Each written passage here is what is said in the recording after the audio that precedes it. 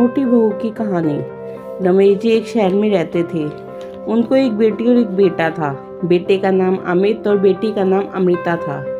उम्र होने पर पहले बेटी की और बाद में बेटे की शादी करवाई।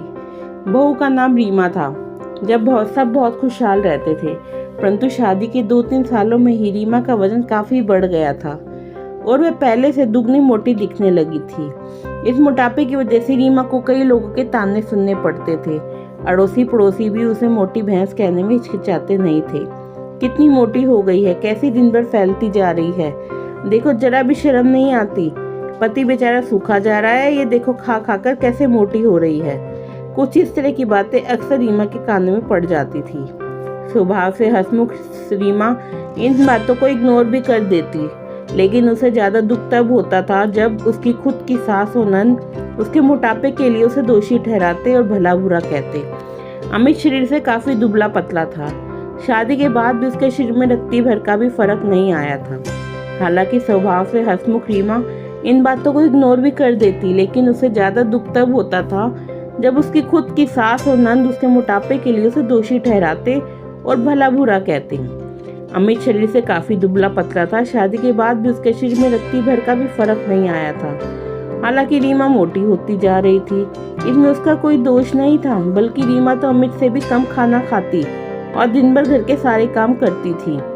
अपने मोटापे की वजह से चाहे किसी काम में कितनी भी दिक्कत हो, रीमा उस काम को कभी अधूरा नहीं छोड़ती थी।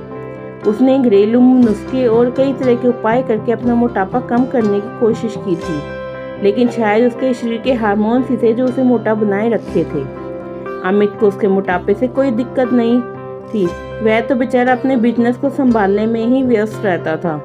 उसकी माँ और बहन हमेशा इस वजह से रीमा को कुछ न कुछ सुनाते थे और रीमा काफी रोया करती थी। रीमा जब भी मौका मिलता अपने पति से इस बारे में बात करती थी और कहती थी कि अपनी माँ और बहन को समझाओ, मैं मोटी हूँ, इसमें मेरा क्या दोष है, पूरी दुनिया मुझे कुछ भी कहे, मुझे फर्क नहीं पड़ता, लेकिन जब मेरे अपने ही मुझे भला बुरा कहते हैं तो मुझे काफी दुख होता है। ऐसे ही दिन बीतते चले गए। एक दिन रीमा की सास ताजी हवा लेने के लिए जब टेरिस पर गई हुई थी, तब वापस लौटते समय उसका पैर फिसला और सीढ़ियों से वह गिर गई। भाग्य से वह बच गई, लेकिन उसके पैर में बड़ा फ्रैक्चर आया। उनको एक जगह से दूसरी जगह आने जाने में दिक्कत होने लगी। बिना किसी सहारे के वह ऐसा ही कर ही नहीं पा रही थी।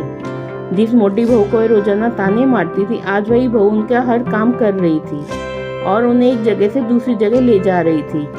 उनका खुद का वजन भी 75 किलो था, जो उनके बेटे अनिल के लिए उठा पाना संभव नहीं था। उनको विचार आया कि बहू शरीर से भरी पूरी नहीं होती तो आज उनका क्या होता। रीमा के साथ किए हुए अपने बुरे बर्ताव के लिए पछतावा होने लगा।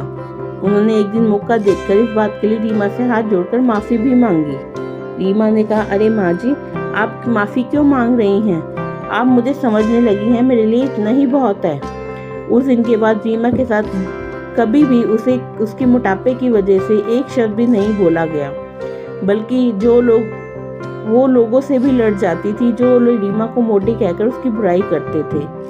रीमा की नंद भी इस घटना के बाद उससे इस विषय पर कुछ भी ना कह सकी। खुश मिजाजी रीमा अब पहले की तरह ही सब कुछ भुला कर खुश रहने लगी। दोस्तों, यह सब गलत है, तो हमें ऐसी सोच को पूरी तरह खत्म करना होगा और ये समझना होगा कि बाहरी स्वरूप ज्यादा मायने नहीं रखता, मायने रखता है भीतरी खूबसूरती, स्वभाव और विचार। अगर आपको ये कहानी पसंद आए और मेरे चैनल पर नए हैं तो प्लीज़ वीडियो को लाइक एंड चैनल को सब्सक्राइब जरूर करें। धन्यवाद।